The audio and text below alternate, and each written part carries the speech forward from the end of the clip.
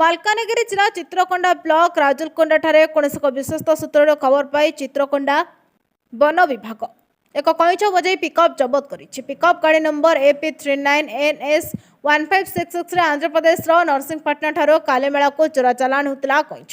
ବନ ବିଭାଗ ତରଫରୁ ମିଳିଥିବା ତଥ୍ୟ ଅନୁସାରେ 35ଟି ବସ୍ତାରେ 498ଟି କଇଁଛ ଏହି ଗାଡ଼ିରେ ଚାଲାଣ କରାଯାଉଥିଲା।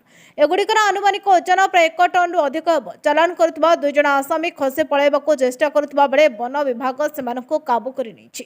ଏ 2 ଜଣଙ୍କ କଇଁଛ ବେପାରୀଙ୍କ ନାମ ପ୍ରସଞ୍ଜିତ ଖରାମୀ ଓ ସନ୍ଦୀପ ବେପାରୀ। ଏମାନଙ୍କ ଘର କାଲିମେଳା ବ୍ଲକ ଅଞ୍ଚଳର MPBB 96 ଗ୍ରାମର ବୋଲି ଜଣାପଡ଼ିଛି। ଏତେ ଗୁଡ଼ିଏ କଇଁଛ କାହିଁକି ଚୋରା ଚାଲାଣ କରାଯାଉଥିଲା ଏବଂ ଏହି ରାକେଟରେ ଅନ୍ୟ କେତେ ଜଣ ସମ୍ପୃକ୍ତ ଅଛନ୍ତି ତାହା ଏବେ ସ୍ପଷ୍ଟ ହୋଇପାରିନାହିଁ।